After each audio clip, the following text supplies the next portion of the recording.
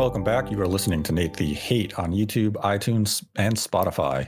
Be sure to like the video and subscribe to the channel if you have not already. And a reminder that we are rapidly approaching 25,000 subscribers on YouTube. And if we achieve 25,000 subscribers before the conclusion of, what do we say, August or September? We said August. Okay. So the conclusion of August, so just a few weeks from now, we will do a live stream to celebrate with the community, as well as have some game giveaways to share with everybody. So right now we are just shy of 25,000 by about 400 subscribers, so it is well within reach.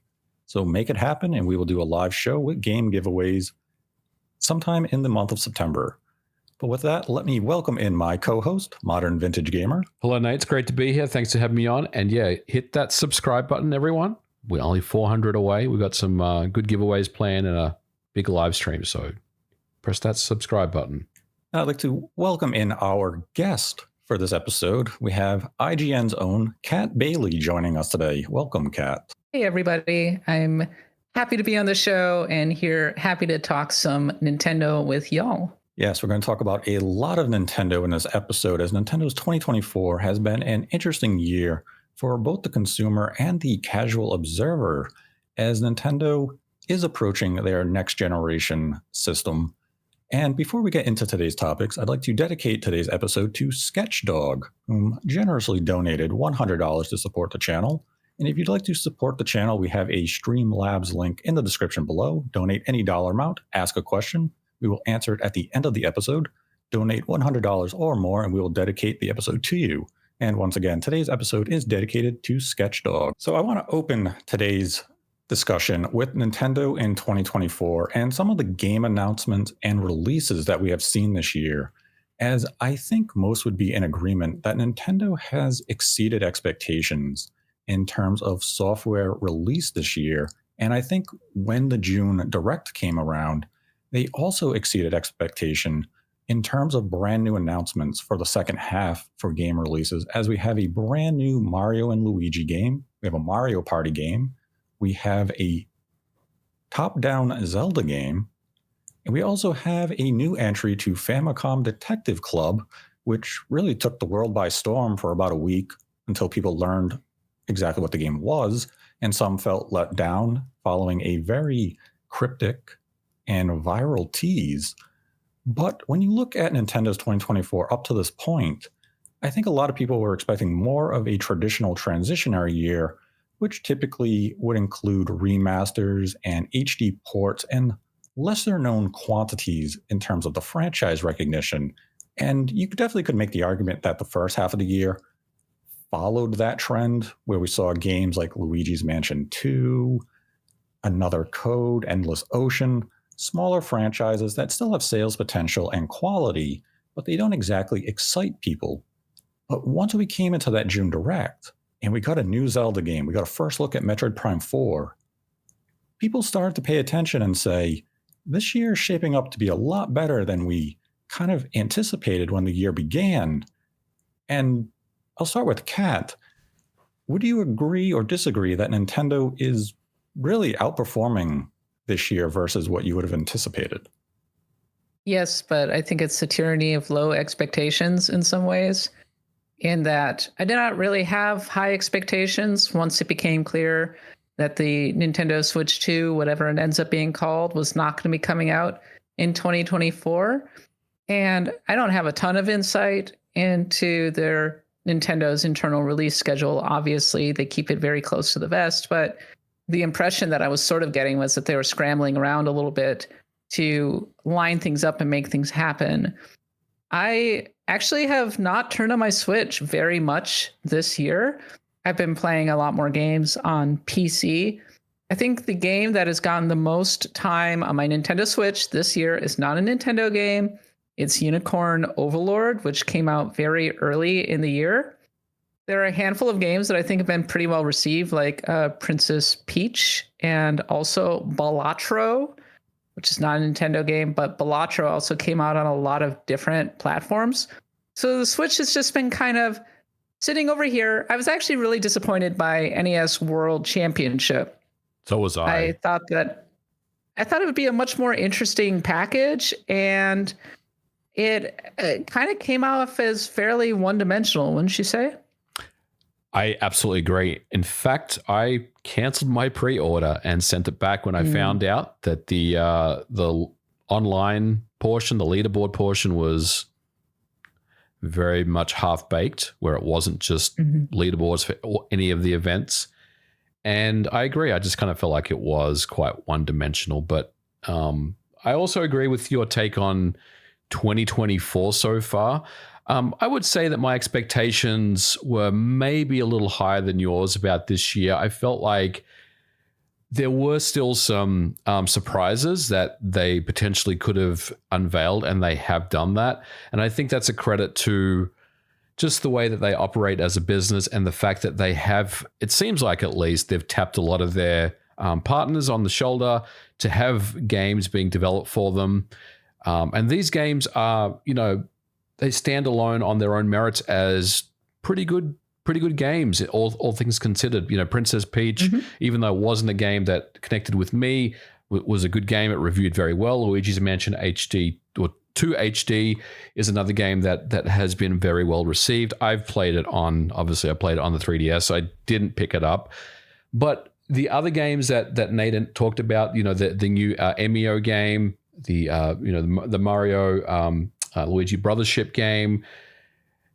These games sound, I think they were more than what we had anticipated. At least I had expected. I felt like this year was going to be just the year of remakes and remasters, which it seemed like it was heading in that direction. But yeah, the June Direct kind of changed the trajectory a little bit. So I feel like, they have done a little bit more than what I thought they would have at this point. But I also do agree that, I've barely turned my Switch on as well, Kat, to be honest. I have I've played a couple of things on the Switch this year, but out of the three systems, the Xbox, the PlayStation, and the Switch, right now the Switch has gotten the least amount of usage, unfortunately. And to be clear, this kind of goes for a lot of my platforms. I'm not really playing a ton of new games at the moment. I'm playing a lot of backlog games. I think the game that is getting the most time and attention for me right now, or the games, are Stardew Valley 1.6, which is still not out on Nintendo Switch, and I'm waiting for that. So I got so impatient that I literally downloaded it. I bought it again on Steam and got, just so I could start up another farm. And by the way, I really love the new farm layout. And Magic the Gathering Arena, which is basically a mobile game, even though it's on Steam. And Final Fantasy VII Rebirth, I'm still kind of like plugging through that one, but it's felt like a very quiet summer, especially compared to last year when we went straight from Tears of the Kingdom to Baldur's Gate 3. And we're not going to get those kinds of tentpole bangers every year, obviously. I don't even know how many Nintendo franchises could put something out on the level of a Mario Odyssey or a Tears of the Kingdom, so that's fine. I will say something positive, and that is when Echoes of Wisdom was announced, I thought, oh, this looks like a remake, or this looks a lot like A Link Between Worlds. Well, I play A Link Between Worlds on the Nintendo Switch. And then when I realized that it was a Zelda game, and it was sort of a 2D Tears of the Kingdom style game where you can manipulate your environment and objects to solve puzzles, I was instantly really interested. And I think it's probably my most anticipated game for the rest of the year this side of Dragon Age, the Veilguard. Yeah, I agree. I think there's definitely some interest around that game. The other game that I feel like, Nate, that will probably, and this is just my prediction, and it may be a little out there, but I feel like Mario Party is one particular game that may actually outsell everything else that comes out this year. I think that may be the one that kind of even outsells the Zelda game, even though that may sound a little crazy, but I think Mario Party is such a staple franchise, and obviously the previous games have sold well as well. So I think Mario Party is a really good kind of momentum driver kind of towards the end of this year going into next year. See, what is your hype level at for The Legend of Zelda Echoes of Wisdom MVG? My hype levels for Echoes of Wisdom is about middle of the road. When I saw the kind of the deep dive analysis from a few days ago, I got a little more excited about the game, I will tell you. But I still have questions around the game itself, and obviously we're going to learn more as things go, as time progresses. I'm going to say I'm quietly confident about it, but I'm not, trying to get hyped about this game too much because I'm still a little unsure if this is a game for me, if that makes sense. Yeah, I find myself to be in a similar position as you. I've seen the trailers. I love the idea that they are giving Zelda her own game. I understand why the mechanics are the way they are around her. My hesitation just comes from how complex are the puzzles going to be? Because what I'm seeing here, it feels as though maybe the game is going to be fairly simplistic in terms of design, and I want something with more depth. I Right. want to really be thinking about these environmental puzzles, how I can overcome these obstacles and enemies and bosses. And I'm just not sure if the game is going to give me that level of depth that I'm looking for. And even if it is more simplistic, that's fine. You're going to have a game that is appealing to a very broad audience, given the Switch's, consumer base. You're going to have children who can engage with this game. You're also going to have adults. There's just a few things I still need answers on around this game, like how many echoes can I create in a given environment? Are they permanent additions to the world map, or are they something I have to come back to and recreate in certain areas? It's just minor things here and there. I think the game will review quite well, and it will sell exceptionally well this holiday. It also has the Switch Lite hardware coming out for the Yep. Echoes of Wisdom theme. So it's going to be a curious game to observe, and it definitely surprised a lot of people when it was announced in June. There was also another big announcement in June that took people by surprise, at least in terms of what we saw, and it was Metroid Prime 4. And the game is dated for 2025. There was a lot of discussion around whether or not what we had been seeing was Switch footage or Switch 2 footage. Obviously, it was Switch footage. There was nothing displayed that eclipsed the power potential of the Switch. But that naturally led to a lot of discussion around, is Metroid Prime 4 being delayed or being held back to be positioned as a Switch 2 launch window game? And I don't believe it is. I think the game simply is slated to come out in 2025 because the game needs that extra development time. And I think it ultimately will be a cross-generational game, but it's not being held back intentionally due to Switch 2. It's just a case of circumstance. Kat, what do you think about that? Metroid Prime. Yeah. Yeah, I agree. I think Nintendo likes to release something relatively big every quarter. And I think Metroid Prime 4 slots in pretty well. I do agree that it will eventually come out on the Nintendo Switch 2. It'll get some sort of upgrade, some sort of remaster, I suppose, 4K question mark when docked. But as for maybe what will end up happening is Metroid Prime 4 will end up coming out kind of earlier in the year, and then the Switch 2 will come out later in the year, and we'll get a sort of a re-release, a holiday Switch 2 release for Metroid Prime 4. Like I could see that happening. I agree. I think Metroid Prime 4, Nate, it's I think we all agree that it's probably going to be on the next system, but I think the notion or the idea that it was being held back for a cross generational release, simultaneous day and date release with the two systems, I don't subscribe to that. I feel like that Metroid Prime 4 obviously is a game that's been in development for a very long time. There's obviously been a lot of ups and downs during that development. We obviously aren't privy to, what's been going on, but we can put things together based on our knowledge of software development and game development and normally how long things would normally take.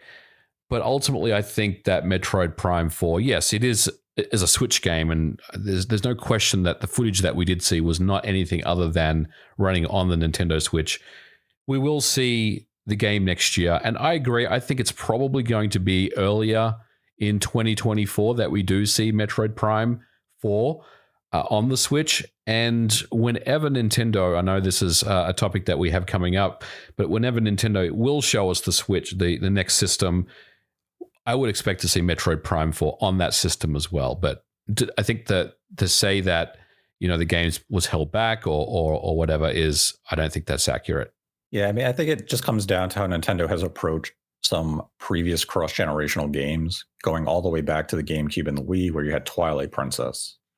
Came out on the Wii, actually launched on the Wii a month ahead of the GameCube release, despite being, officially announced as a GameCube game years prior. And then you had Breath of the Wild. I think the difference is, though, the GameCube was not a big seller for Nintendo, as we know. The Wii U was clearly not a big seller for Nintendo. And I think there's a difference between those systems and the Switch. Obviously, the Switch is, a very, very good seller. So I think they have a little bit more leeway as to how they can approach something like Metroid Prime 4 in, for the new system. They don't necessarily have to market it as this game's coming out on both systems and the next system is going to make this game look and play so much better because no one bought the GameCube or no one bought the Wii U. This is a different situation. I feel like, they have the luxury of basically just dropping it for the Switch and not even mentioning the new system. And then when the time comes, they can reveal the new system and remind everyone that, oh, by the way, we have an enhanced version of Metroid Prime 4, just in case you were waiting. It's going to be available on the new system. See, that's going to be the interesting thing is how Nintendo really approaches such a game. Because with the aforementioned titles, though there was backwards compatibility with the prior system, the new systems had a unique gimmick. Mm-hmm. With the Wii, it was the Wiimote and playing the game with the motion controls and the pointer and how that was a level of immersion that you wouldn't get on the GameCube.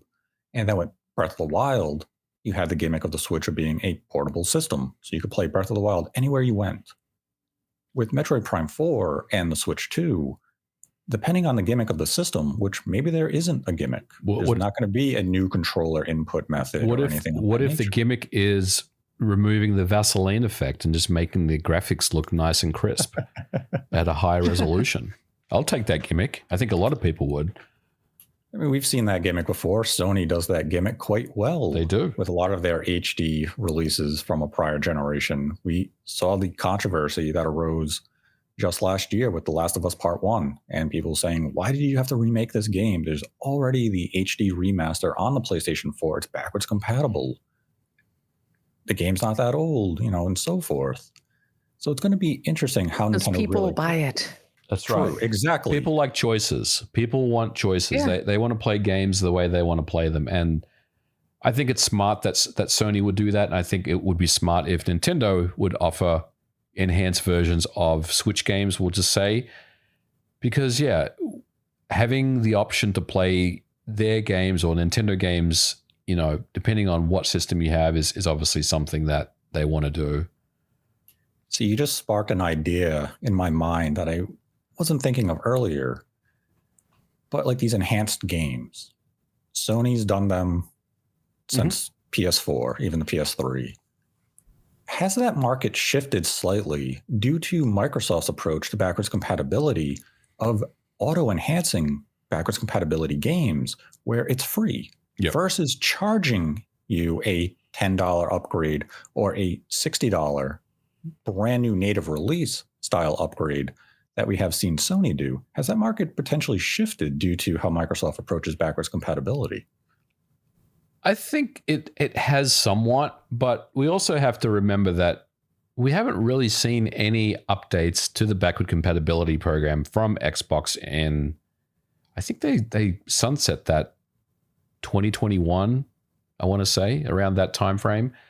So things have kind of just remained a little bit stagnant at that point. But I do agree, if Xbox does kind of revitalize the Back-Compat program, which there's been rumors that they are, or they will, with after the ABK acquisition, I would agree that they have shifted that market a little bit, towards just a free upgrade with the backward compatibility stuff.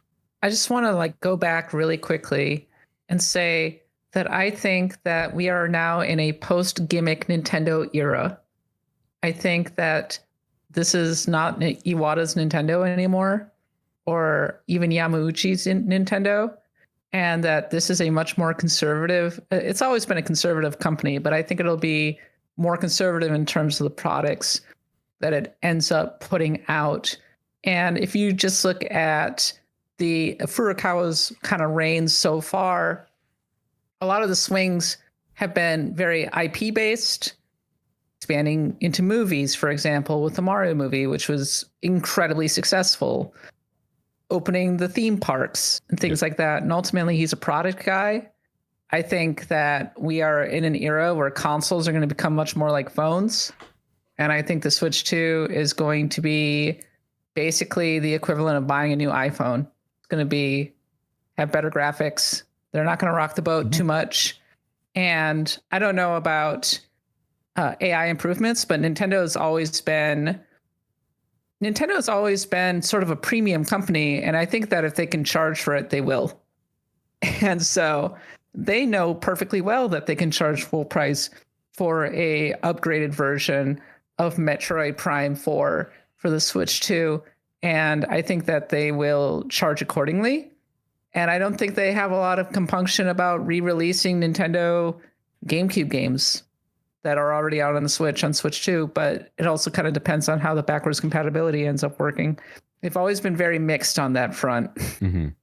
Right. And I mean, that's been the big thing, is that if their approach to backwards compatibility is, let's say, similar to PlayStation 5 and how it plays PlayStation 4 games, it's essentially just run-of-the-mill backwards compatibility. You're playing the game, you're not getting any significant improvements unless it was a PlayStation 4 Pro build. It's the game as you remember it. And if that's how Nintendo approaches backwards compatibility with Switch games, that's more than serviceable. But when you look at it and how Microsoft has approached it with frame rate enhancements, resolution improvements, it's definitely inferior. But as you're saying, if Nintendo can come out and say, we're going to charge $40 or $50 for a Breath of the Wild Deluxe Edition on Switch 2 with ray tracing, 4K while docked, all these other improvements, that's the path they are going to go because they know they can sell a few million copies. They're going to get high profits on a very minimal effort.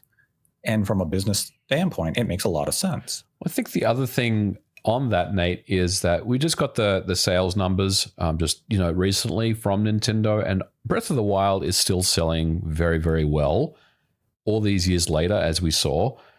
So I think a lot of us, when we think about the next system, we're thinking about, what games can be enhanced for the next system. Like you mentioned, Breath of the Wild. I think there's probably a likelihood that Breath of the Wild will come out for the next system with enhancements because it does sell very well. But we have to remember there's also new people all the time that enter these ecosystems. The fact that Breath of the Wild is still selling extremely well, even all these years later, means that people are still buying it. So the people that do kind of adopt the Switch 2, maybe they had a Switch or maybe they didn't, but they're experiencing Breath of the Wild for the first time, they're going to get a premium experience. But it's not something that really means that people that didn't that did have Breath of the Wild won't have that experience either. I think it's very smart that they continue to keep these games alive into the next generation, especially these strategic games that they are selling well, and they will continue to do so, bringing on new people as they go along, if that makes sense. The fact that Breath of the Wild is still doing really well really speaks to just sort of the stagnation of video games, where a game that came out 10 years ago can still seem relatively modern in terms of graphics, gameplay, things like that. And compare that to the difference between a game released 20 years ago.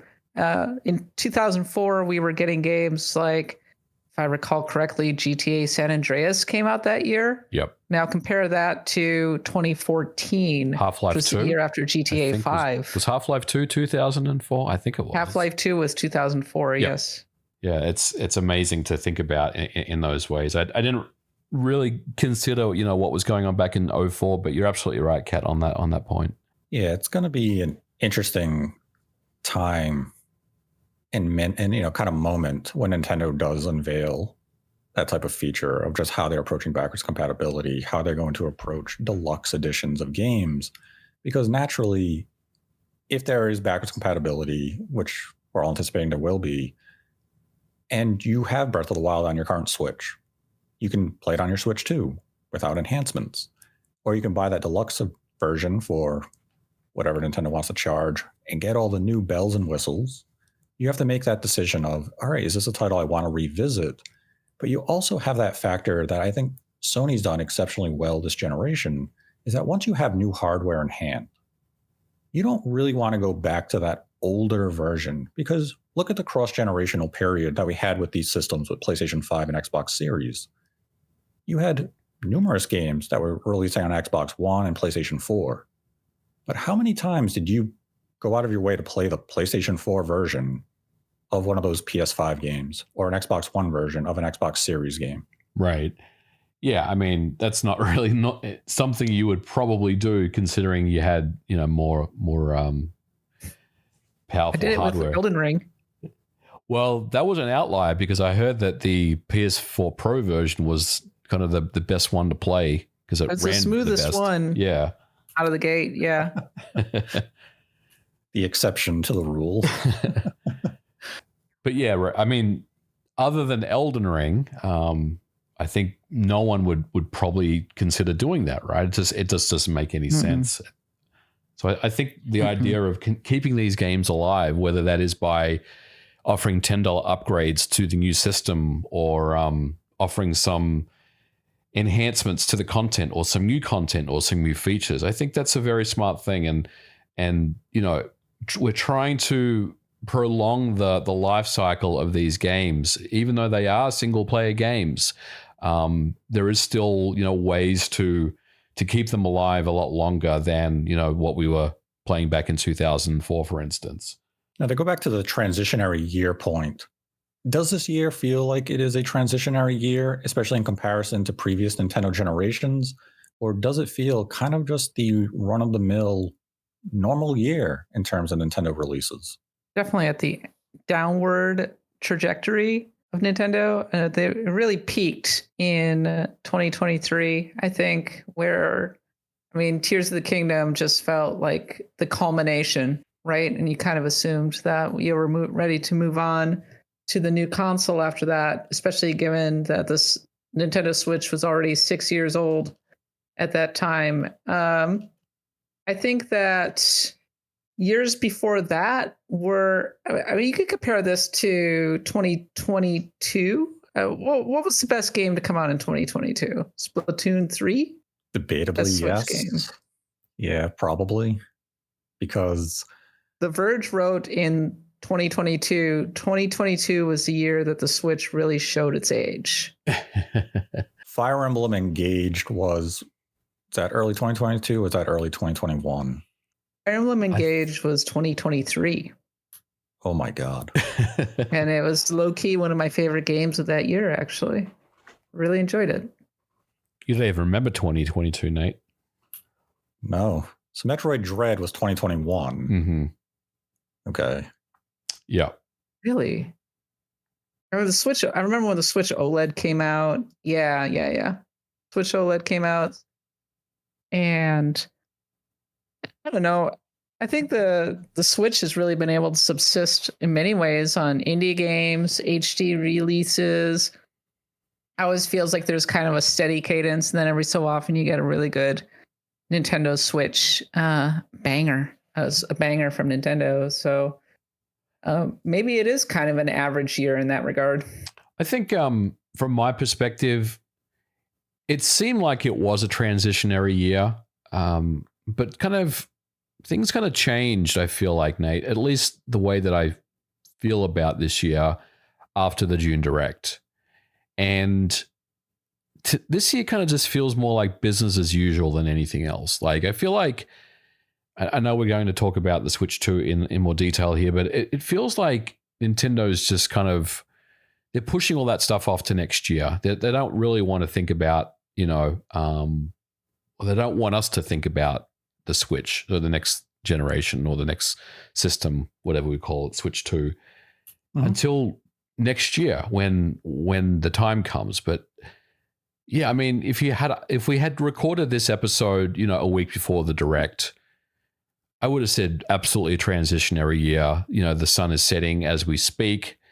And the sun is still setting. Let's be very clear, but they've kind of dug deep enough to this point where they have enough content and quality games, I think, that will make people just enjoy this year. And I think this year is kind of just, like I said, a business as usual year for the Switch and Nintendo. Actually, looking back at 2022 and 2021, I think both years are stronger than this year. I was looking at the top 10 lists. 2022 had Xenoblade Chronicles 3 and Kirby and the Forgotten Land, two really, really, really good games. And it also got Persona 5 Royal that year. Very, very strong. And then if you look at, and Splatoon 3, which is just crazily popular in Japan. And then if you look at 2021, Monster Hunter Rise is a phenomenal game and really pushed that platform to the limits. In addition to the Mario 3D World remaster. And we also got that year The Legend of Zelda Skyward Sword HD remake. So I don't know if 2024 has literally anything that compares to those games that I just listed. Maybe Echoes of Wisdom. Maybe. We'll see. See, and there's definitely a subset of people who will come out and say, Nintendo hasn't had an overly strong year outside of maybe 2023. But as you just pointed out, 2021, 2022, I mean, even 2020, pre-COVID, you had Animal Crossing, which exploded on the scene. So when you look at the entire period of time for the Switch's life cycle, 2024 is on that downward trajectory. But when you look at transitionary years of previous Nintendo systems, it's definitely a stark difference. Because when you look back at the GameCube or even the Wii, you could see Nintendo just coming out with some of their safer franchises. You got a Kirby game, maybe you got a Yoshi game, and the releases, the gaps between them were vast. You could tell Nintendo was winding down on that generation. Whereas you look at the Switch, you have a new Zelda game coming out later this year. You have a Mario and Luigi RPG. Metroid Prime 4 finally gets shown. It doesn't have that slowdown period that we are traditionally accustomed to seeing from Nintendo. And that could just be a testament to how Nintendo is approaching this transition into new hardware, that they are more conscious about it. And they just had titles in the pipeline for a longer period, like Metroid Prime 4, versus previous generations where they had to have a hard cutoff point of saying, hey, we're in 2004. We have System coming out in 2006. We have to make that our priority. If your game isn't already in development, we can't greenlight a project for the GameCube. And that would speak to the elongated development times of modern gaming versus the GameCube, where you could bang out a game in 3 years, maybe even 3 to 4 years. But maybe this transition is going to be far smoother for Nintendo than previously anticipated. And even if you look at the PlayStation and Xbox, their transitions, while smooth, did lead to a bit of a gray area where people were unsure if they even had to upgrade, because so many games were still coming out on Xbox One and PlayStation 4 and still continue to do so. Microsoft has finally fully abandoned the Xbox One, and Sony has abandoned the PlayStation 4, but third parties are still supporting those systems due to their large user base. And that's going to be the interesting thing for Nintendo, is how long are they going to commit to the current Switch after the introduction of the Switch 2 to the market? Are we going to see a 12, 18-month cross-generation period? Or are they going to cut off the Switch fairly fast? Because if you look at the 3DS was still getting support well into 2018. In fact, they released Samus Returns on the 3DS after the Switch came to market, And that's been something that's been hotly debated, whether or not Nintendo made a mistake doing so. They also did Mario and Luigi on the 3DS after the Switch came to market, and that effectively led to the closure of Alpha Dream. So how's Nintendo going to approach cross-generation this time?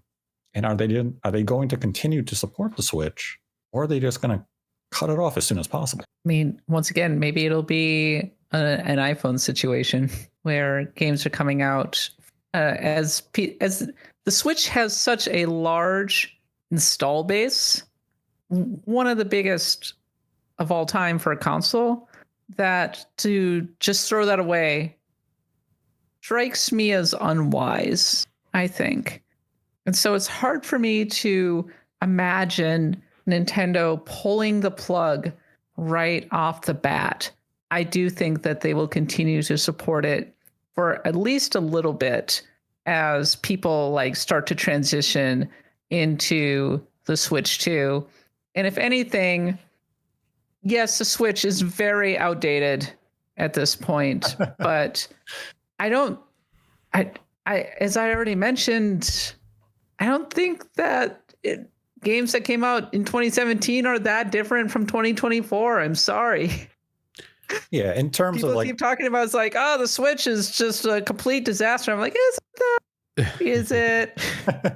Yeah, in terms of overall game design, we really haven't seen that much of an evolution from 2017.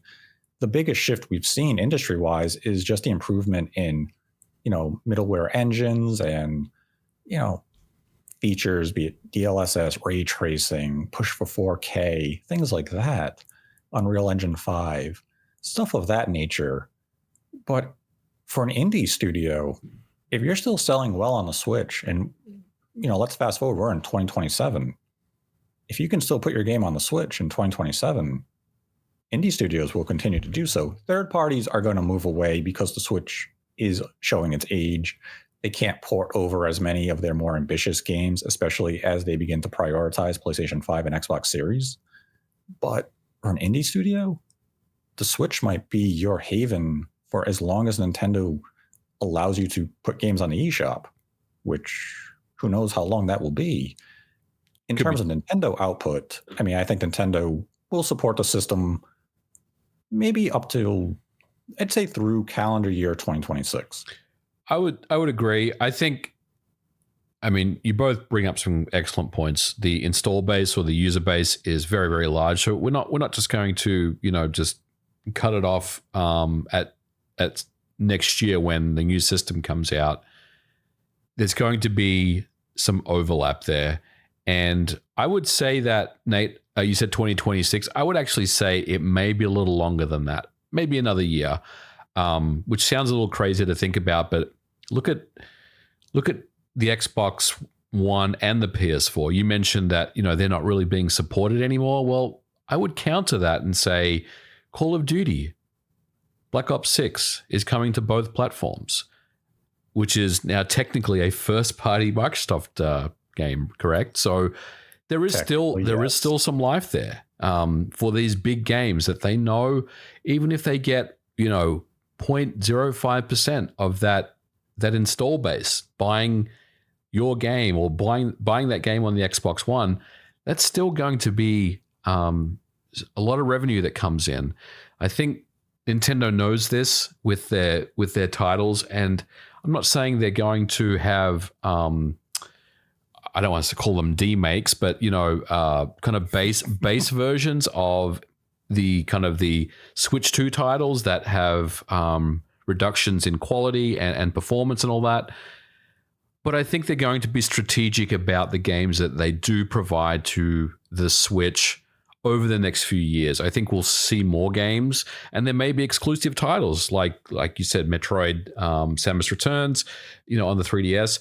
There may be some exclusive only Switch games that continue to drop for the Switch, and eventually they may make their way to the new system. But look, I think that's what they'll probably end up doing. Now, we will go to some of the Switch 2 topics for this episode, and I want to start with when do we think Nintendo will officially announce the Switch 2? Because so far, Nintendo has simply acknowledged intent to announce new hardware by the conclusion of this fiscal year, which will be March of 2025. So between now and the end of March, Nintendo will officially announce the Switch 2. Right now, when do you think Nintendo will announce it? I think it'll be its own event. I don't think it'll be a Nintendo Direct. And I think it'll be early next year. I'm going to agree with Kat. But I think it's 2025. This year for me is a no-go, right? Like, I don't think Nintendo is going to acknowledge anything about the new system this year. And I'm talking about this calendar year, not fiscal year. But I think that they're going to announce this new system probably around March of next year.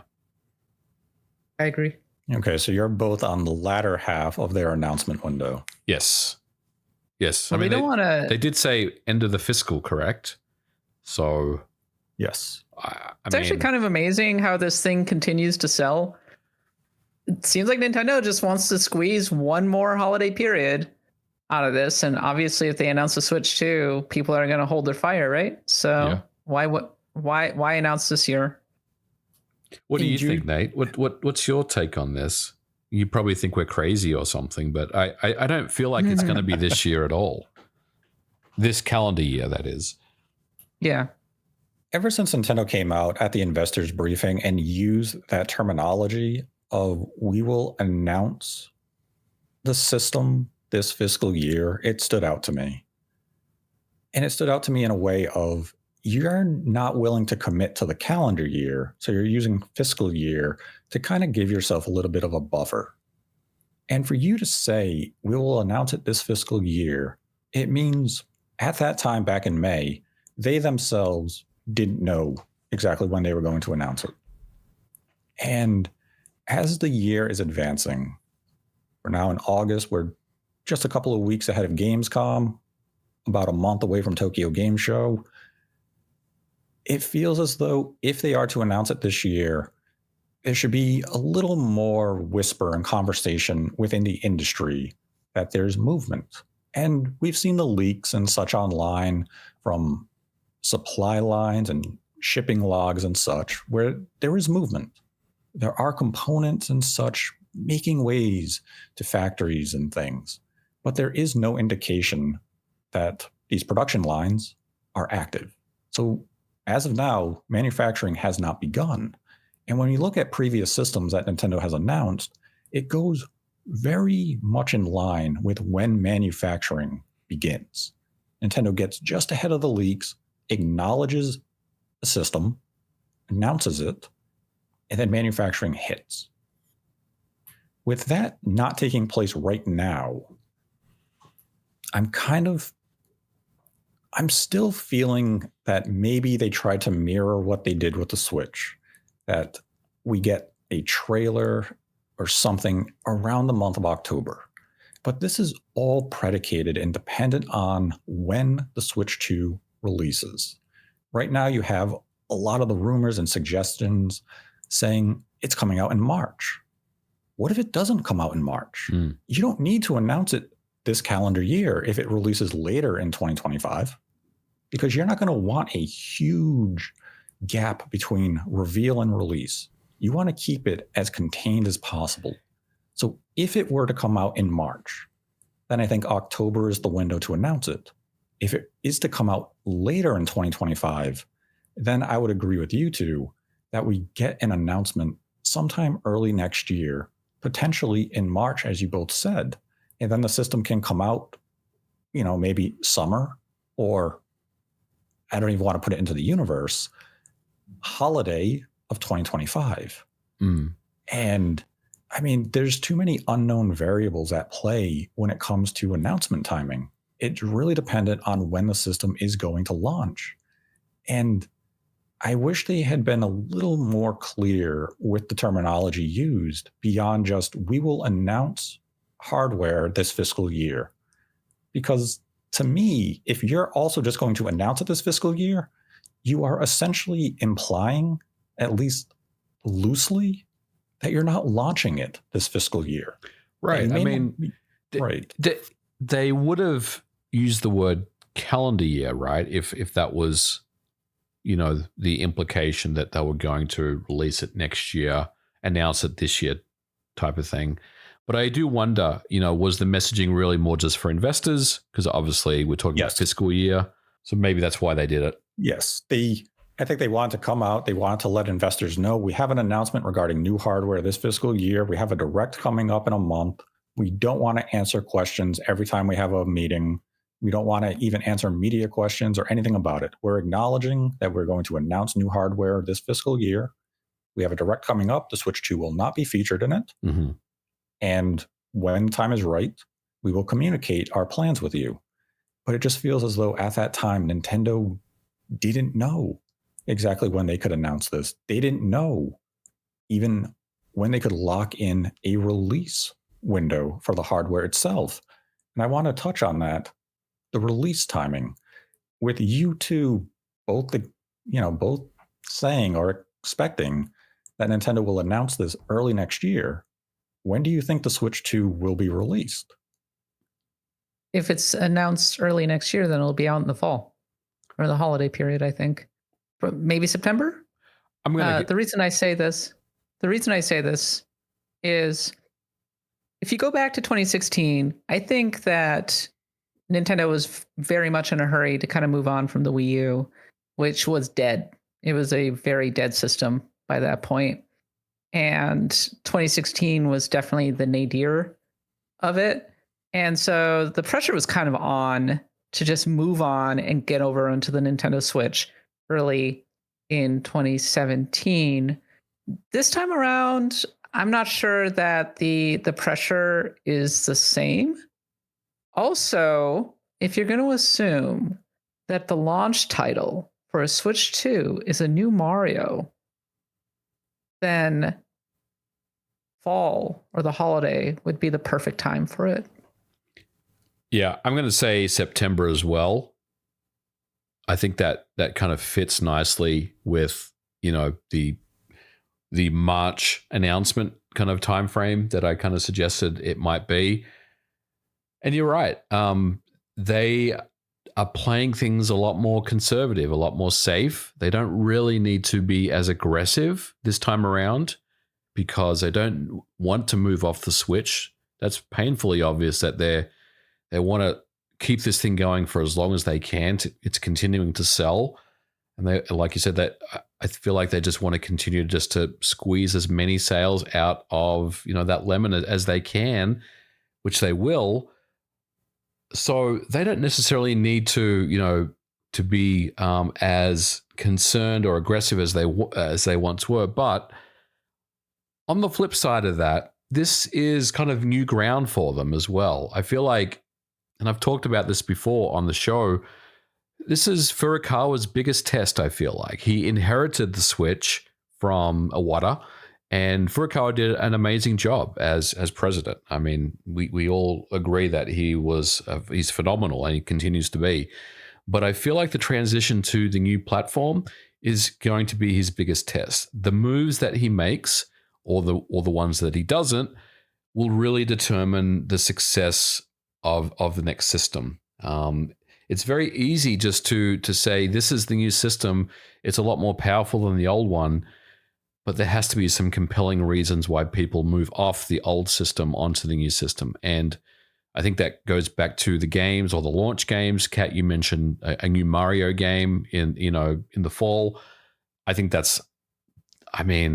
I'm not saying it's a lock or anything like that, but that sounds very, very compelling to me. That's a good reason why I personally would want to upgrade to a new Nintendo platform, because there's a new Mario game for me to play. And I think they know that. So I think, your predictions around timing, that feels pretty right to me. Now I have to propose this question, is that following Gamescom 2023, there were reports of the system was going to come out late 2024. As 2024 began, you had the report come out that it would be delayed into 2025. If it is to come out in late 2025, what would essentially push the system a full year if 2024 was the original intent? Is it a situation of the Switch continues to sell, Nintendo doesn't feel the pressure or rush to bring new hardware to the market? Is it a combination of things of the Switch is selling, Nintendo's own development timeline on their software is taking longer than maybe they anticipated, or some unknown factor? It could be a combination of things. I think maybe they want a good launch title, and Mario or whatever is going to be its launch game is taking longer than it expected. Maybe the actual specs and the parts are taking longer than expected to lock. I kind of think back to what happened with the Switch OLED, where I think it was Mochi or somebody like that was absolutely adamant that the Switch Pro was supposed to be like a thing. It was supposed to be, the Switch OLED was supposed to be much more ambitious. It was supposed to have a new chip. It was supposed to support 4K. That dev kits were actually out. And then the chip shortage kind of changed all of the plans. And that's why we ended up getting the hardware refresh that we ultimately did. So things can change relatively quickly. This is all total speculation and everything, but there's plenty that can happen behind the scenes that can end up delaying a console. And I think Nintendo is kind of correct to realize that all of their eggs are kind of in one basket now. Once upon a time, they could fall back on their mobile division and probably be okay. But if the Switch 2 is a bust, if it's a huge problem, Nintendo suddenly has a lot of questions to answer. That's a great point. I think, previously in the past, they could kind of, spread the risk around a little bit. If one, part of their business wasn't doing very well, they had other areas. Obviously, their handheld division was doing exceptionally well, where the console side or that, the home console side maybe wasn't. And I'm talking about the Wii U, of course. And this is different. It's one system. It's very much more focused now. So they have to make sure that, everything is ready to go. Now, as far as what factors could cause that, I think it is a little bit of both. It's probably not anything that we will really learn about. I think this information is something that Nintendo would rather just keep to themselves. And I'd be surprised if we ever learned about what happened with the launch of the new hardware leading up to the launch of it, whether that was actually delayed, as you said, or if it was just a matter of information wasn't interpreted properly, or maybe it was ready to go and they did hold it back. There's so many kind of factors at play here. There's also another aspect of this, and that is the games. We did mention, there's probably one, maybe two first-party launch titles that are probably, something that we would expect to see. But maybe there's not enough on the third-party side. I remember when the Switch launched, Nate, we got Skyrim for it, right? We saw it, on the initial trailers of the Switch, and that was a big surprise to many people that this big game was on a hybrid device that we kind of just felt like it just, we would never see a game like that on the Switch, but we did. So maybe it's a matter of they want a little more strength on the third-party side before they pull the trigger. It's very, very difficult to answer that question, to really kind of to know what that is unless we just learn more from Nintendo, which, again, I don't think we will, unfortunately.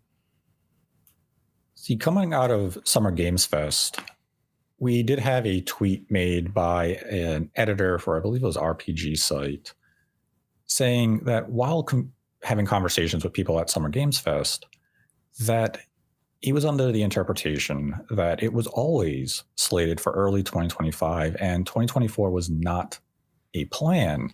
And developers saw this tweet, especially when it was shared on forums and such, and they came out and publicly disputed it, saying at Gamescom 2023, late 2024 was communicated to us.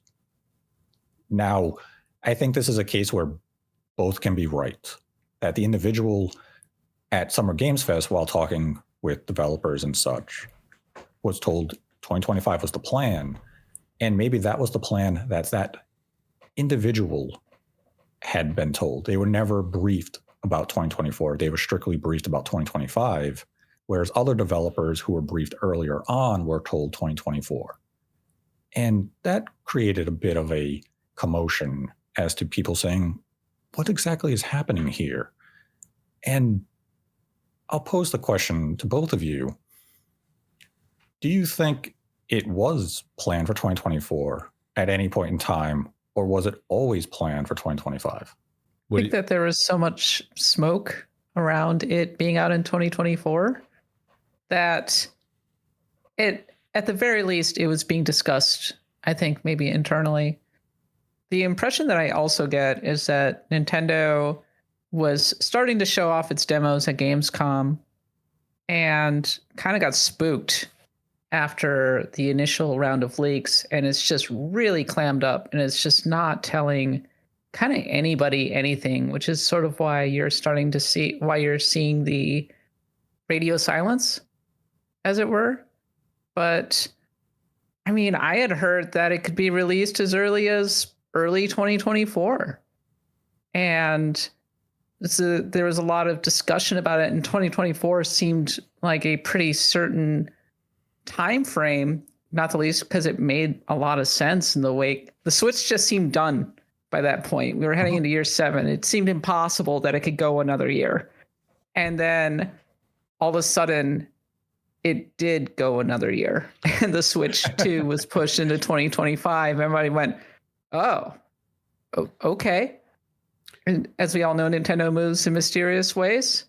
I completely believed that it was supposed to come out at some point in 2024, and then plans changed, as they do. Yeah, after Tears of the Kingdom, I said that was their swan song, for the Switch. I didn't feel like there was really anything else after Tears of the Kingdom. Obviously, smaller titles, and we've seen some of those already.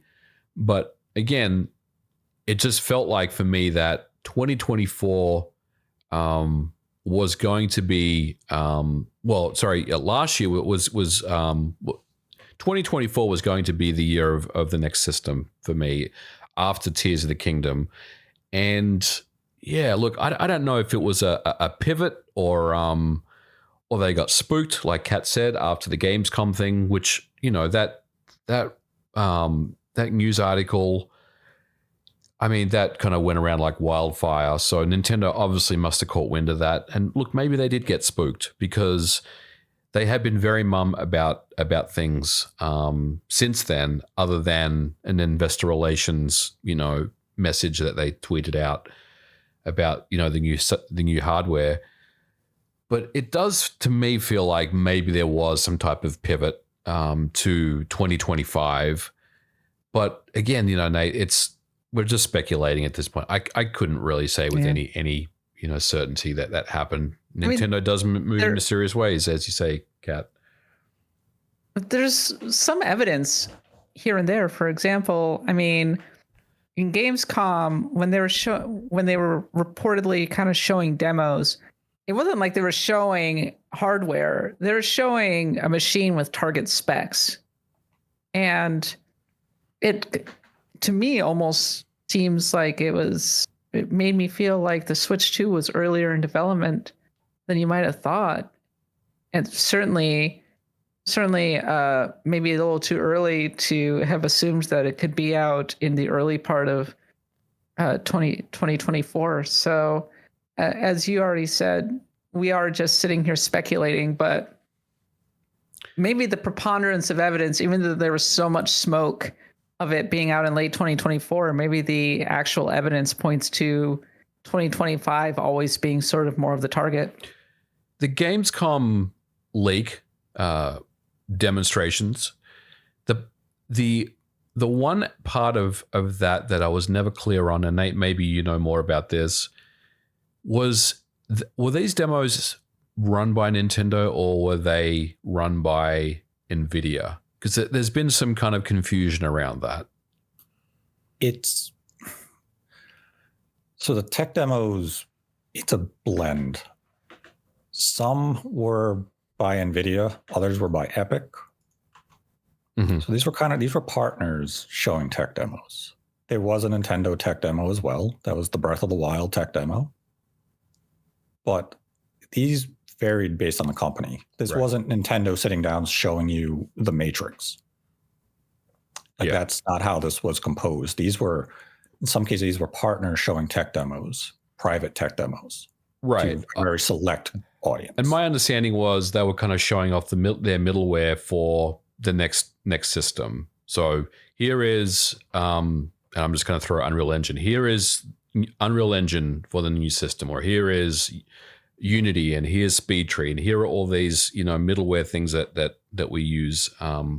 We've been using in games for such a long time. We have these now available for the next generation, and here are the here's some demos that we can show off. That's kind of how I felt, how I interpreted the news. I never felt like Nintendo was, even though obviously they have to be involved and they have to approve all this stuff before these things actually get demonstrated. It didn't seem like they were the ones driving these demos. Correct. Yeah. Which fueled Nintendo's, anger that these stories were reported and leaked following Gamescom. Right. And I mean, to Kat's point, they've kind of basically just gone radio silent since then. And look, I do think that Gamescom did spook them, to be completely honest, that all that information that went out did spook them and make them think, well, we have to be very, very careful how we move forward here, and the information that we present. And correct me if I'm wrong, guys, but they're not at Gamescom this year. I'm not saying that they're not at Gamescom this year because they were spooked after last year and they vowed that they would never return. But it doesn't seem like they have any business this year at Gamescom.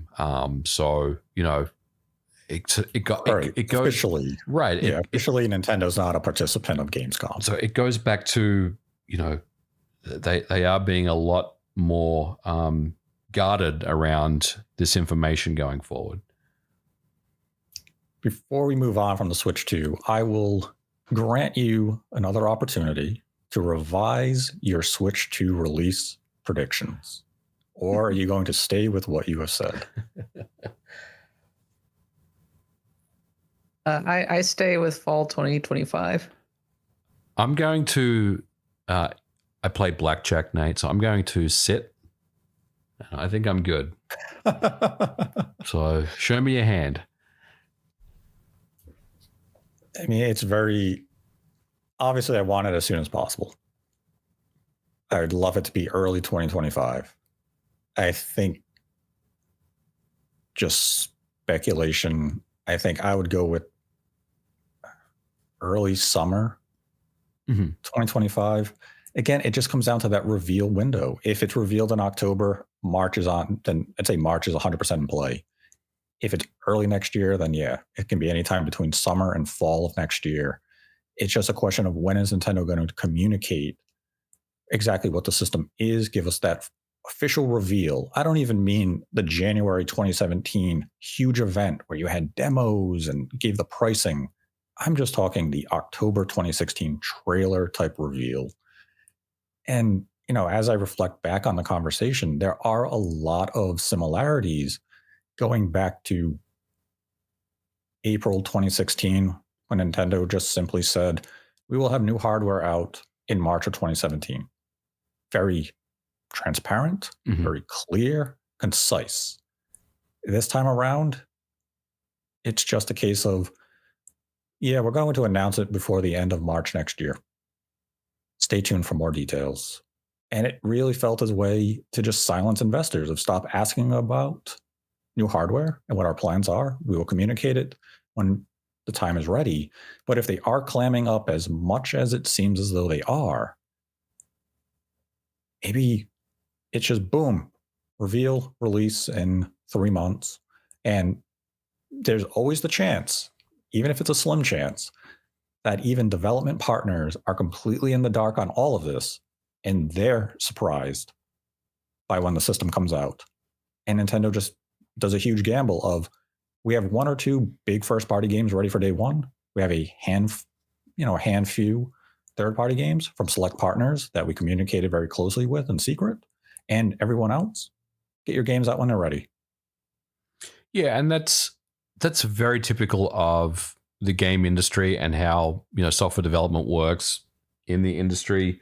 when new hardware comes out, obviously the first parties get first pick. They get the dev kits first. They work with the technology groups to, build their games and optimize their games and everything like that. Then there's the kind of the choice third-party partners that they work closely with, the Capcoms, the Ubisofts, the EAs of this world, potentially, where there is some big titles that they would turn to those partners to look at to see what they could bring to the system. But you're right, not everyone gets access at the same time. There's, the smaller indie studios, they may be waiting. They may be at the back of the queue, unfortunately. That's just the way things go. There's only there's only a finite amount of development kits, especially in the beginning of the life cycle of a new system, to kind of go around. So, you kind of have to get the big stuff kind of out of the way first. Get your partners up and running as quickly as possible with new hardware, so they can start building out their games, getting their games ready. Start looking at the systems. So I think that's really just a kind of organic way that the industry has worked for a long time when it comes to new hardware. Mm-hmm. Like I'm going to be the more hopeful of the two, and I'm still going to hope for first half of 2025. I like it. I like your style. So when do you think they'll announce? Do you think they'll announce like in October? September? Here's how I think it might go. They might. So we're expecting a Nintendo Direct in a month, right? Maybe they announce not the system, but that a new console is coming. Stay tuned for more information. And then in October, they do the first trailer. Kind of similar to when they revealed the Switch for the first time in 2016. Short trailer, reveal the name, and here's the release window, and then just let the speculation begin. Mm-hmm. Maybe like I remember the original Switch trailer also had some of the early games. I remember that you saw like NBA 2K being played on it, for example. So yeah, they kind of showed that kind of the launch window games of a blend of first party, third party. You had NBA, you had Skyrim, Mario Kart, Splatoon 2, Breath of the Wild, obviously being the big one. And I think that's going to be the interesting thing here, is that when you do reveal the system, you have to have an array of games to showcase on it. And you're going to find some big third party game to be featured in the trailer. So if you showed up with Elden Ring, Baldur's Gate 3, something of that magnitude that gets people excited, but then Nintendo also has to bring something of substance, be it a new Mario game, something that's going to generate a lot of hype. It's just this transition is unlike any that we've seen from Nintendo, that going from the Wii U to the Switch was, you went from a dead system to something that you're hoping to revitalize your entire brand, to you have a system that is still thriving. And now you're going to pivot to a brand new piece of hardware. So how they approach this has to be done very delicately. And maybe that is creating a little bit of pause of Nintendo just isn't sure how to approach this marketing just yet. And I'm hopeful that we do get the reveal this year. And I think October would be the most opportune month to do it. But again, that's just mirroring exactly what they did with the Switch itself. So maybe that's a little too predictable for them to do that. Do you think that both the games that they have coming out for the remainder of this year, like Brothership, there's a new Legends game that's coming out next year, I believe. There's the Metroid Prime 4 we talked about. Do you think there is room to announce a new system this year and ensure that they don't step on the toes of people that are going to be like thinking to themselves, well, I was going to get these games, but Nintendo is going to announce a new system, so I'm just going to pause, not buy anything, save my money, and just jump on the new platform. I guess what I'm saying is there any scenario where they might kind of cannibalize, the Switch at that point? MVG, I will say that the scenario I could see is that they kind of look at it and say, well, the install base is about as good as you're going to get.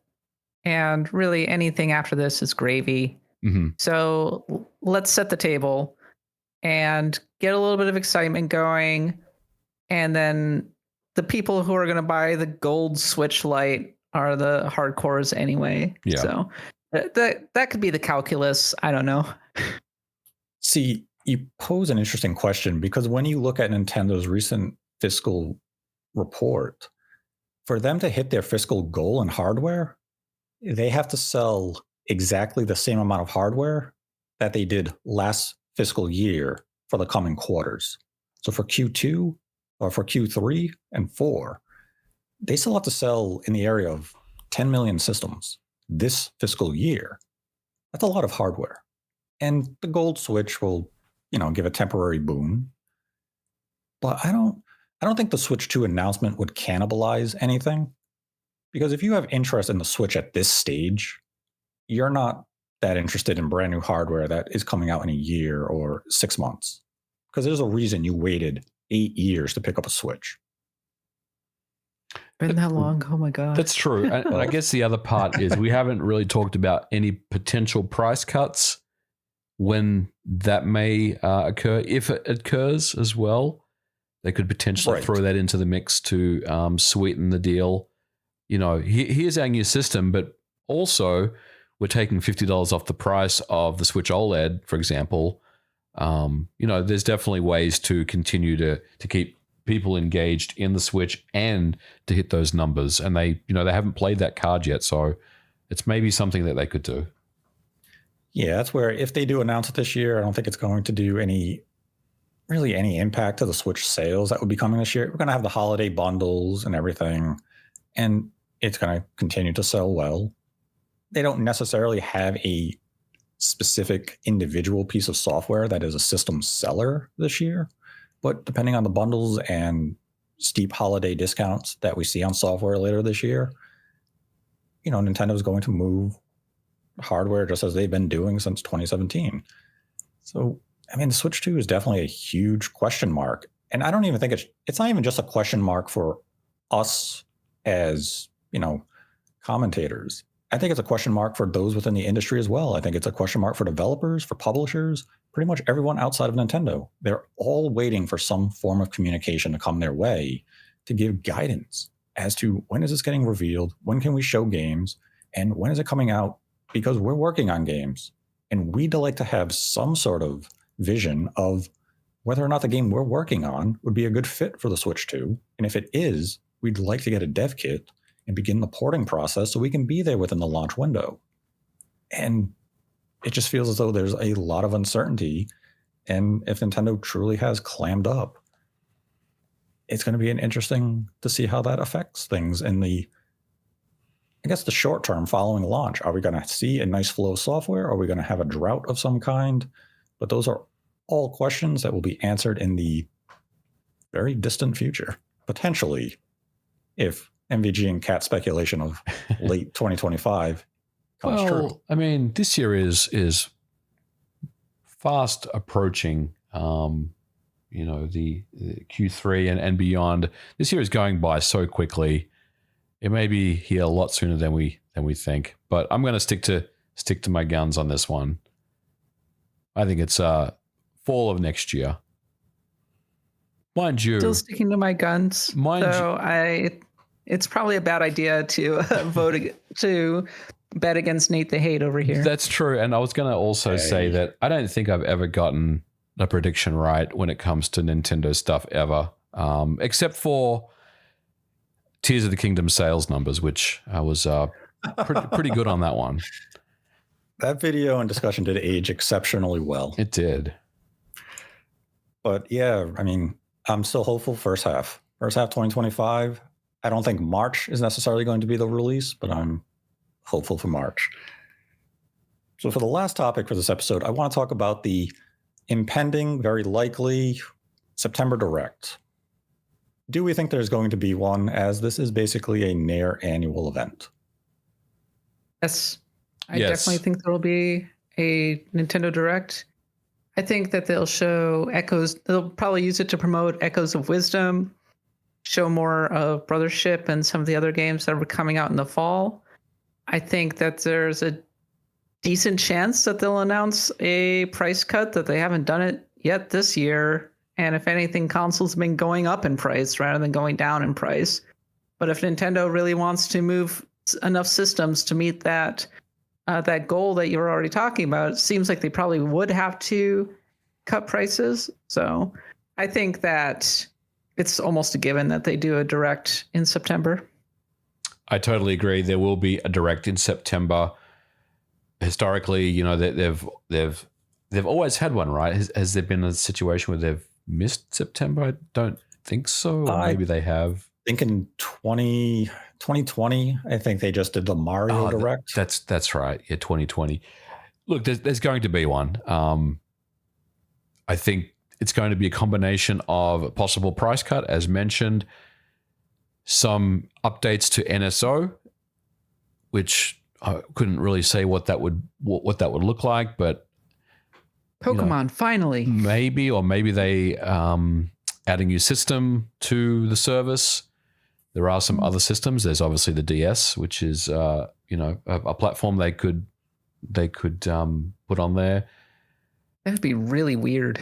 I'd love it if they did. Really? Yeah, I think that'd be really cool if they added DS. How would they even work? Would it be the touch screen on the left and then the other screen on the right? Yeah, I think they would do that. I think they would do that kind of thing where it was something like the Wonderful 101, where you could kind of just tab between screens or something like that, or maybe predetermined views of how you wanted to lay the screens out. I could see them doing something like that, but let's get back on topic. So what do you think? Do you think they would use the gyro controls to put a pointer to replicate the touch, like the stylus? They could do that. I mean, they could use gyro controls. Honestly, this sounds like way too much effort for Nintendo to put into NSO. So you guys don't think there's there's DS coming to NSO? I think no. I think it will. Just a very blunt no. No, but look, I could be wrong. I mean, like I said, my predictions usually don't come true. Maybe I'm trying to will this into the universe in some way as well. Speak it into being. But like, I do think that there will be a direct, and it will be a combination of updates to Brothership. Maybe we'll see more of the Legends game for next year. I don't think Metroid Prime 4 will be at September. I think that's really going to be not talked about until it's about ready to release, or it's about ready to get a date, I should say. But I think there is enough meat on the bone for a September Direct. Potentially they could, offer some type of holiday bundle, or some type of, more incentives to get people to buy Nintendo Switch systems. But yeah, I do think there will be one, Nate. As far as will it be their last Direct for the Switch, we can talk about that here shortly. But what do you think about the likelihood of a September Direct? I'd say the likelihood of a September Direct are high. I mean, it's a near annual event. I also think the September Direct will dictate whether or not we do see the Switch 2 announced this year. If they go into the September Direct and let's say they have very few releases for early 2025, talking maybe they date something like a Kirby game, or just a minor thing. We'll get another look at the Donkey Kong game. But if they don't show us of anything of bigger significance for early 2025, I think that would lend a little bit of credibility to the idea of we will see the Switch 2 announced this year. And the Direct was underwhelming because they have finally run out of meaningful software. June, you always go big in June because it still has that aura of E3. Right. September Directs, when you look at the history of them, they range in quality. Some are very good. Others are just kind of status quo. We're giving you updates on games coming out later this year, and a little look at early next year. If we get that very run-of-the-mill, non-exciting September Direct, that puts me back in the seat of, okay, the Switch 2 is coming out first half of 2025, definitely. Mm-hmm. If this comes in with some bangers, then it changes that perception. And there's that potential that it could be a Direct of significance. For several years now, there's been the rumor of a Fire Emblem 4 Genealogy of the Holy War remake. Where is it? Right. There's talk of, another F-Zero project coming to the Switch. If it's coming to the Switch, you have to announce it at some point. You wouldn't hold a game like that back for the Switch 2 reveal or anything of that kind. So you just find yourselves in this position of whatever you have left for the Switch, the September Direct is probably the venue to announce it. Give it a date and let people be excited about that final release flow of games coming to this hardware. Would that also include Wind Waker HD and Twilight Princess HD? I was going to ask, are they going to finally open the warehouse? Because I feel like if that game does exist, or if those games do exist, which, again, we've heard strong rumors that Nintendo has those games in their back pocket ready to unveil. And we did see with, I think it was the NES World Championships, that game was built quite a few years ago, I believe, according to some data miners that found it was running a much older version of the SDK from 2021 or something like that. So we do know that they make these games, and sometimes they just sit on them for the right time. But if we're saying that September is potentially the last Switch Direct, then surely it's time. So do you think that we will see Wind Waker HD and Twilight Princess finally make an appearance? Well, you see, your answer and Cat answer to the Switch 2's release kind of throws a wrench in this. Because if the Switch 2 doesn't come out till the second half of 2025, there's no rush to announce those games. I mean, that's true. It's believed they've been sitting on them since, I believe, VGC reported them in 2021 as being imminent. We also have the long-standing rumor that Metroid Prime 2 was releasing soonish, which Jeff Grubb put out there last year. So quite a bit of things Nintendo could potentially be sitting on at this point. And again, it really comes down to when the Switch 2 is going to be announced and releases. If it is late next year, this won't be the final Switch exclusive Direct. We would likely get another one early next year as well. And if Twilight Princess and Wind Waker are things, which I currently subscribe to the notion they are not games for the Switch, because why have you been waiting so long to bring them to the system at this point? It does feel like that, doesn't it? That if they were going to come out, we would have already seen them by now. There's definitely that feeling about those games. Also, you have the new Zelda game coming out in September. Right. So you're going to give that a little time to breathe before you're announcing Twilight Princess and Wind Waker HD. So if those games were to come to Switch, that would probably be something early 2025 in terms of an announcement, just to not take away anything from Echoes of Wisdom.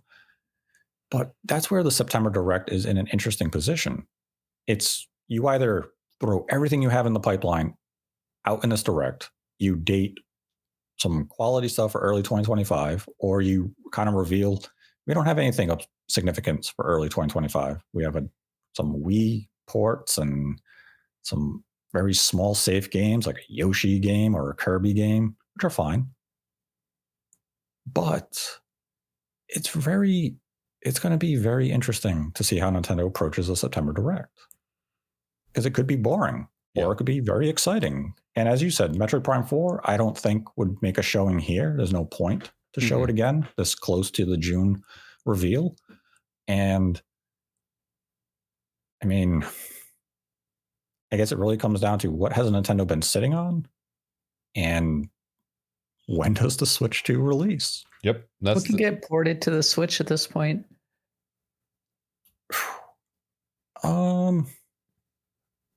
Are there any hot indies that haven't come out on Switch? I mean, we're still waiting for Silk Song. I think the Oh, only I wonder if we'll finally see the Stardew Valley 1.6 get announced in September. I wonder if that'll be part of the direct. I think for me the only game would be Visions of Mana, but you know, there's a lot of chatter around that would not be a Switch game. It would most likely be the next system. Based on the Final demo. Fantasy 16. It's not coming to PC. It's coming to Nintendo Switch. Wow. Loud edition. Or some sort of mobile version like they did Final Fantasy 15 with the chibi characters. That'd be weird. It would be weird. Yeah, I don't think I'd want to see Titan as a chibi. Or Garuda, or some of those scenes just wouldn't translate well. Yeah, September Direct. I mean, definitely anticipating it will be there. As to what would be there, far too soon to give that level of predictions. But I think it will set the tone for when we see and hear Switch 2. I agree. I mean, I think depending on what we see or what we don't see, you can kind of draw some conclusions based around that on the next system. I mean, there's also the chance that with it being close to Tokyo Game Show and between Gamescom, what if Nintendo just shocks everybody? And between the two events, they announced the Switch 2 the first week of September, and the September Direct has a bunch of Switch 2 games. Yeah. That would be very crazy. That would be very exciting if they did that. But yeah, I think this year for me though is the year of the Switch, Nate. I don't think there's any other vocabulary, you know, at Nintendo right now other than the Switch that they would use, except behind closed doors. That might be the most disappointing sentence I've heard today. And I've heard both of you say holiday 2025 for the Switch 2. That's painful to hear. You know how many comments this episode's going to get saying, "What are you two talking about?" Bring it on.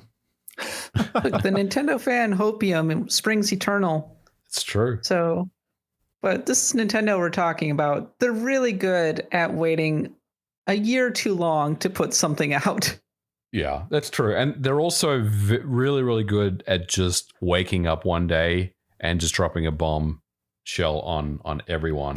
So yeah, this could go either way, but I think they they just laid out their plans for 2024 with the June Direct, and the September Direct is just going to just complement that nicely with some deeper looks into what's coming out this year and going into next year. So I think for me it seems like maybe they did pause and hesitate. They were potentially, you know, transitioning into the next system.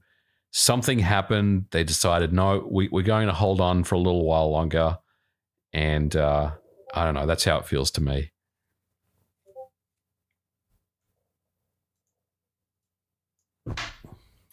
Oh, man. So hopeful for what could be this year. And you just came in and said, look, we have Fire Emblem Genealogy of the Holy War to carry us through the early part of next year. Do we, though? We can Another Fire Emblem. It has been a while. Excited? If it can come out late this year, early next year, I will be very excited, because that's a game so few Fire Emblem fans have played, and to have it modernized on the Switch would be a huge release, especially given the story and the characters of that game, the lore. There's so much. And so many people would dismiss it as just another Fire Emblem game. I'm mad in advance about a hypothetical game that might get announced next month. I know many people who would be very angry if another Fire Emblem game came to Switch, even though it's been, you know, well over a year since Fire Emblem Engage, which when you look at Engage, isn't it very odd how they handled the DLC of that game? It almost felt as though it was rushed for some reason. Mm-hmm. And they just kind of said, get it all out. We're done. Moving on. Yeah. And it almost felt as though there was a reason behind it. Like, oh, it's finally time. Especially back in June, I was like, okay, here comes Fire Emblem 4. Here comes Genealogy War. And then nothing happened. And it was a case of, what the hell, Nintendo? If this game exists, it has to come out as soon as possible. This is the game Fire Emblem fans want. This is one of the best ones. And yeah, it's a radically different game from Three Houses and even Engaged. So maybe modern Fire Emblem fans won't resonate well with Genealogy, but I'm an old school Fire Emblem fan, and it will resonate with me. Me too. Something for us to be hopeful about. Something. Especially after the Switch 2 very depressing predictions. You're not gonna get over this, are you?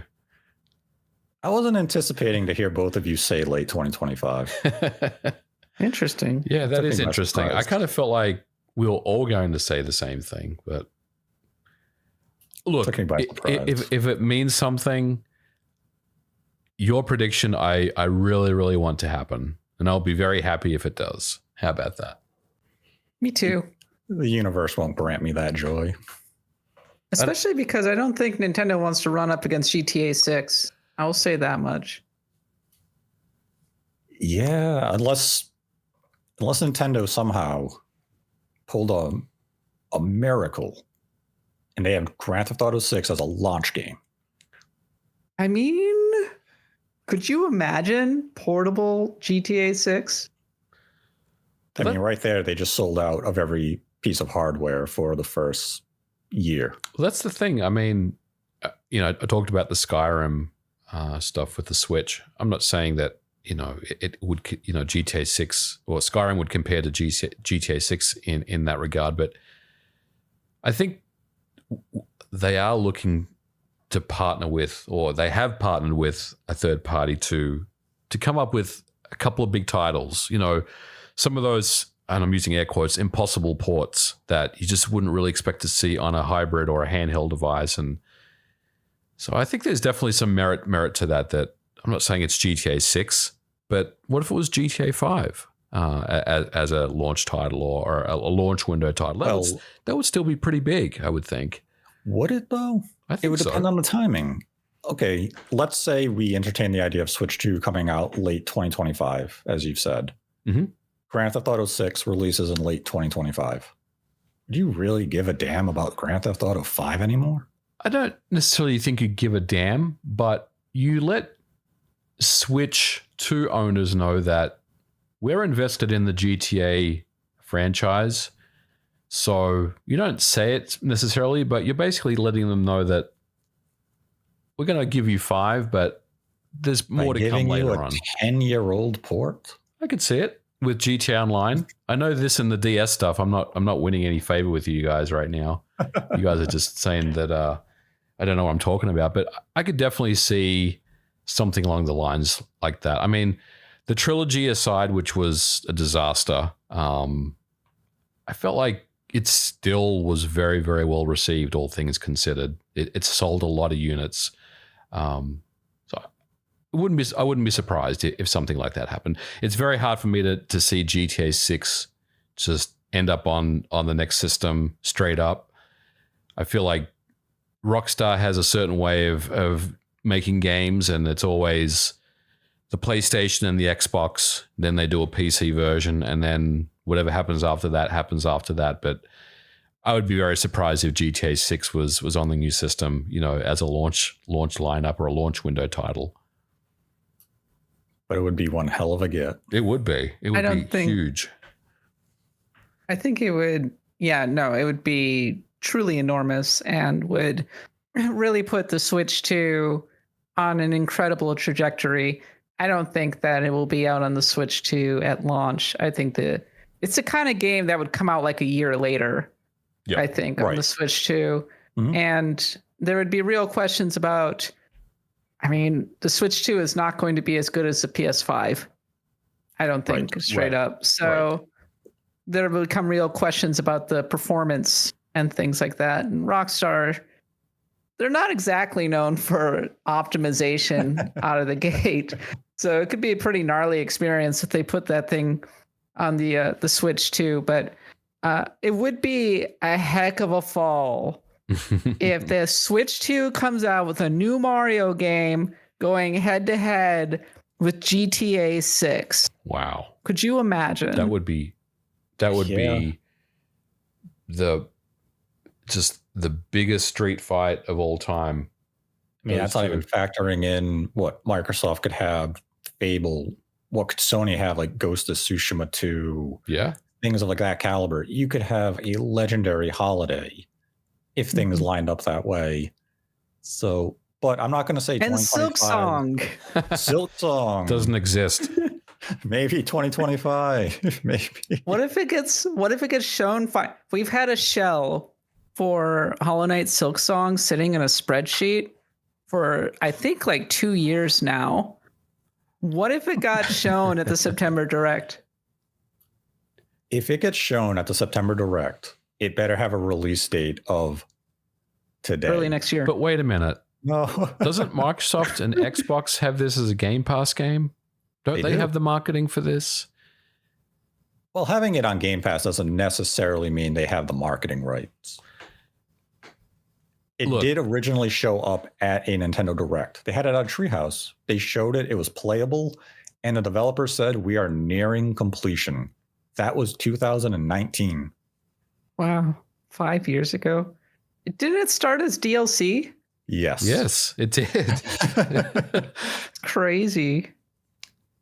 And we are still waiting for the game. I'm not even sure if that game exists, honestly. I think they took the Game Pass bag and ran. Maybe. I think it may be a Suikoden type deal all over again. Why must you? Don't tell that to my girlfriend. She bugs me practically every day. Kat, is there Silk Song news yet? Sorry, no Silk Song news. I go back to sleep now. One day it will hatch from its cocoon. It's just a question of, will it be a beautiful butterfly or is it going to be a moth?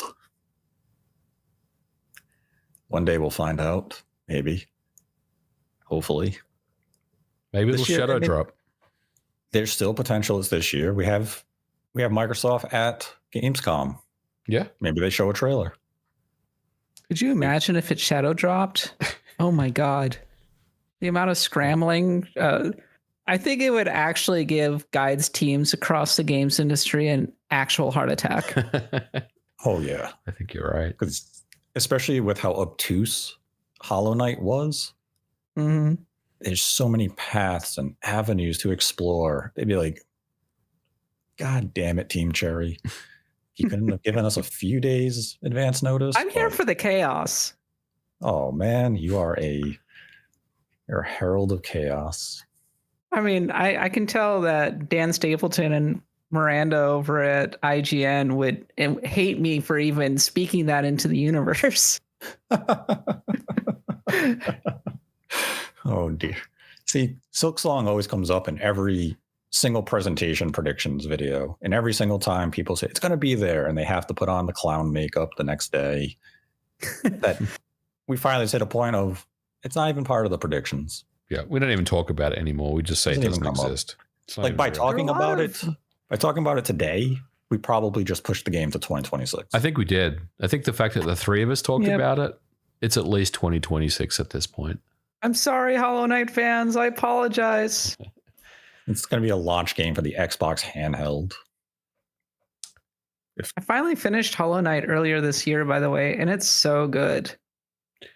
I know that I'm not saying anything controversial, but it had been on my backlog for a long time, and I spent quite a while just kind of going through it. I got the good ending, not the best ending, the good one. And I came away really floored by the intricacy of its design, the art style, and turning on Silk Song. And obviously I loved Hornet in Hollow Knight. Very mysterious and cool character, very cool design. And watching the trailers for Silk Song, I'm blown away by how much better it looks than even Hollow Knight. So it is very much on my short list of most anticipated games. I think it's right up there with any new Mario game for sure. Wow. Mm-hmm. See, I played Hollow Knight. it took me about 5 tries to really get into it. And it finally it clicked enough for me to play through it. It's probably my least favorite Metroidvania Hmm. of the last decade. Like Least favorite. I think the Ori games are superior. Interesting. Okay. I think it just came down to like I love the artistic direction of Hollow Knight. I like the characters, I like the combat system. It was really just the exploration and the map system.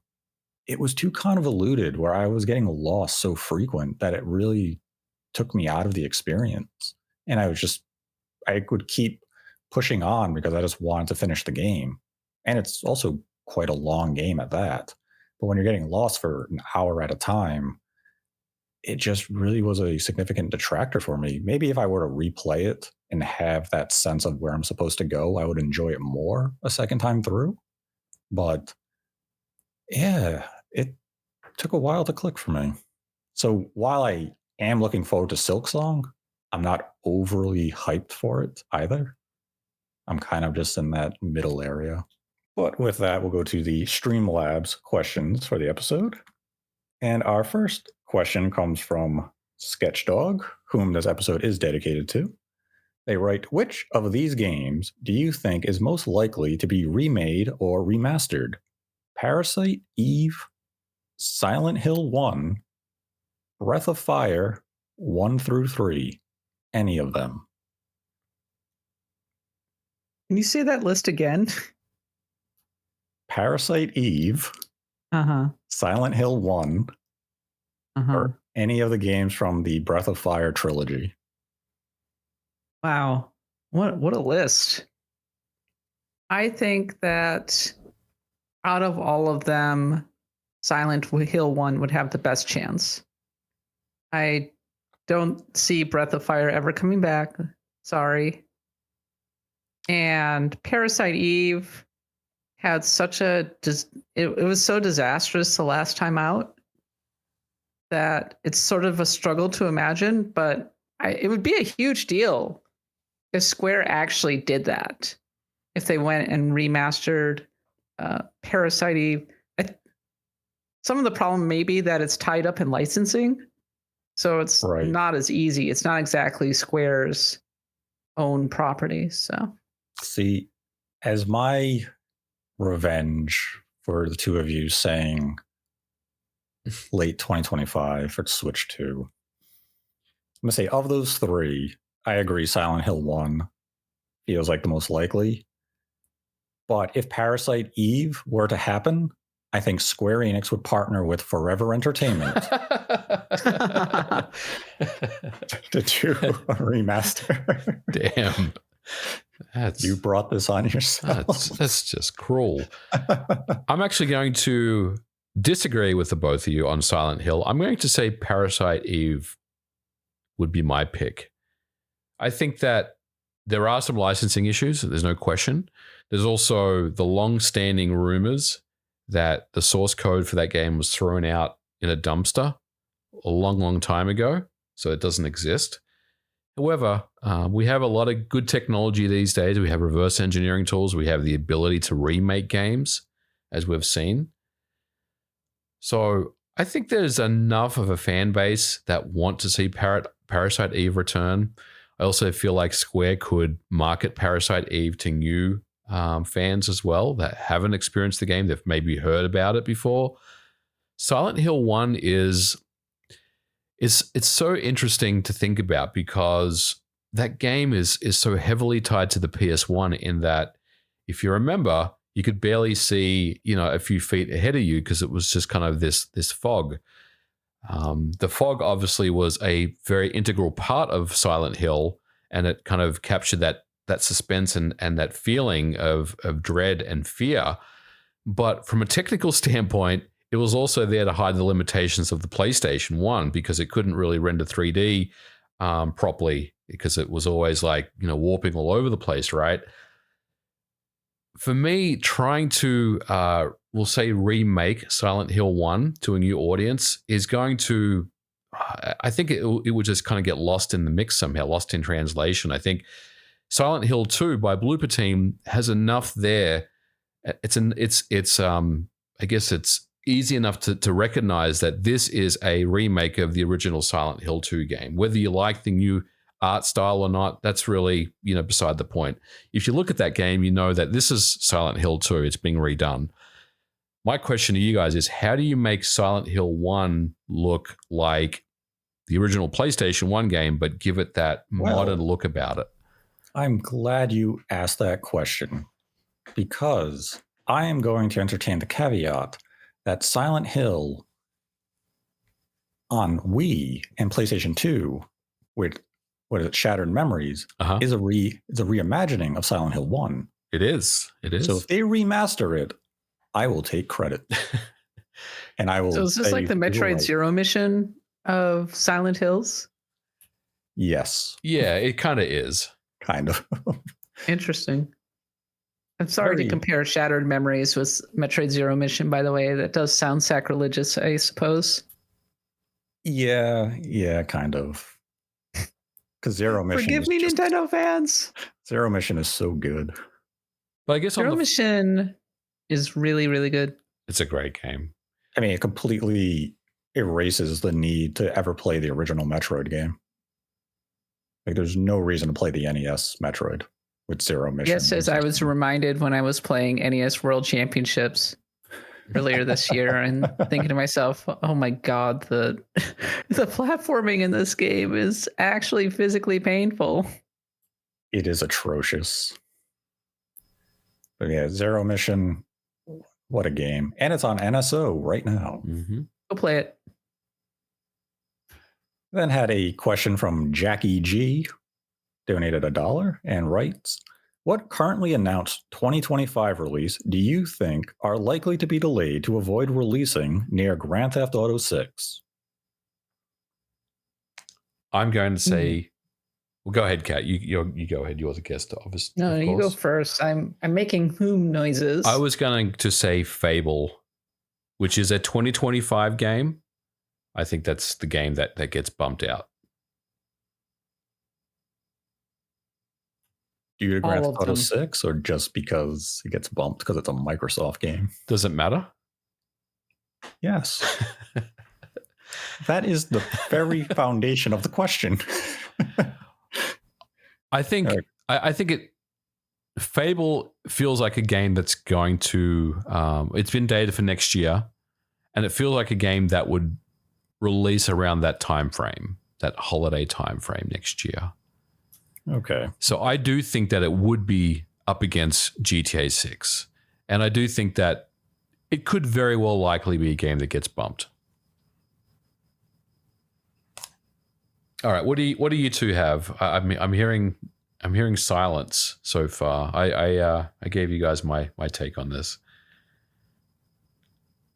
I was looking at the games that are releasing in 2025 that currently have no release date. We forgot another Switch game that could actually be kind of a big deal, and I'm not sure when it would be coming out. Pokemon ZA? That's right. That's right, yeah. Mm-hmm. A game that could absolutely anchor the first half of 2025 if the Switch 2 is coming out much later in the year. So I just wanted to put that one into the universe. I think that the game that would get delayed out of 2025 into 2026 might be, I'm going to throw a dart on the dartboard and say Judas. Remember Judas? Yeah. The new game by Ken Levine. Mm-hmm. Was that dated for 2025? They threw the year on there? It's on the list. It's on lists of undated 2025 games. Yep. Yeah. It's been shown a couple times.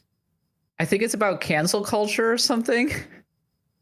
Oh boy. Oh boy. We haven't seen much about it recently, but I'm kind of like looking through the list of games and I'm thinking to myself, these seem relatively likely to be coming out at the time that they're kind of listed for, but I have a lot of questions about Judas at this point in time. And Ken Levine is a notorious, very notorious control freak who is well known for going in and basically ripping up huge amounts of work and telling them to do it again, as he did with BioShock Infinite, unless he's grown and evolved a lot since then. So I think that, I don't know if it'll get moved to get out of the way on GTA 6, but I think it has at least one delay in it. Yeah, I mean, and they have the same parent company, so I guess there's that possibility, right? Take-Two is doing Judas. I think so. Right, so that could easily be delayed. I'm going to go with a curveball. The game getting delayed in 2025 to avoid GTA 6 is GTA 6 itself. Well, you can't do that. No. That's cheating. That is absolutely cheating, because there is a chance that GTA 6 won't come out next year based on history. Exactly. I mean, it's clever, I guess. I'll allow it. He wants to get out of the way of Mario and the Switch 2, which is coming out in fall 2025. I will allow it. I mean, they teed it up. I Barry Bonds this thing. Boom. But yeah, any known 2025 games that potentially could be releasing late next year around the time GTA 6 is expected to release. I think Monster Hunter Wilds is coming out relatively early in the year, so I don't see that one being right. Yeah, it feels pushed out. Yeah, it feels like it'll probably be definitely first half 2025. Kind of get that Dragon's Dogma 2 window. You know virtually nothing about what Sony has planned for 2025? I think the only game that is expected 2025 from them at this point is the Jade Raymond game. What's that? Fire Sale or something? Fire. No, it's not Fire Sale. I was going to say Firewatch, but that's another game which I liked. It says a lot that we can't remember what exactly her new Firestarter? Firestorm? No, that's a book. Fair Games. Stephen King. Fair Games. Thank you.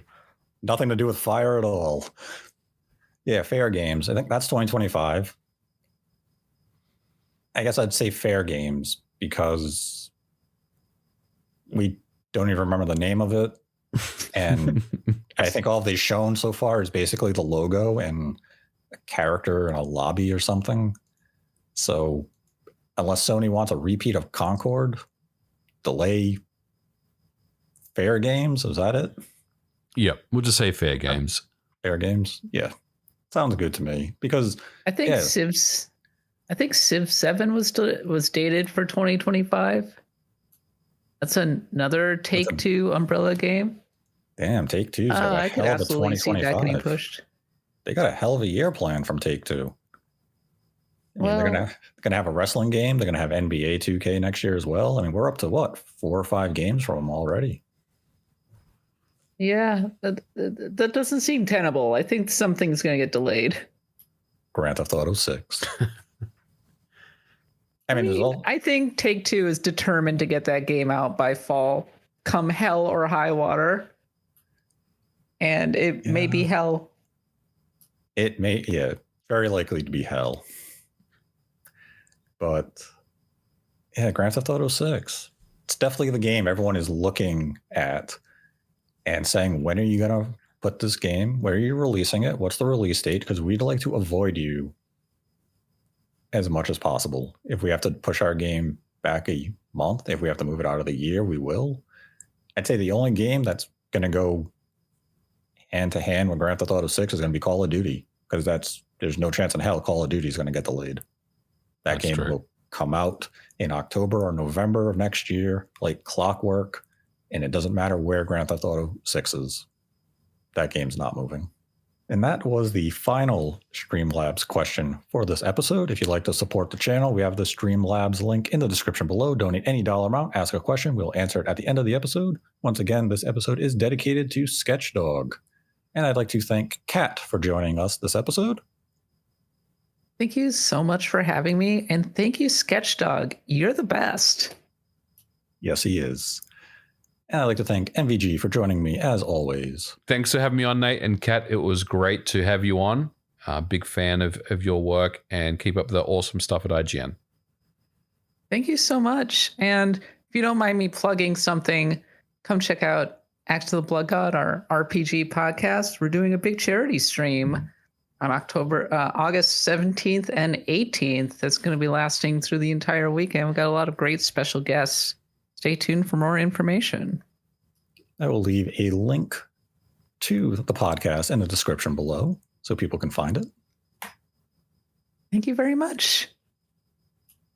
And if you liked this video, be sure to give the video a like. If you didn't, give it a dislike. Let us know your thoughts on everything regarding Nintendo in 2024, Switch 2 and its release date possibilities, and a September Direct in the comment section below.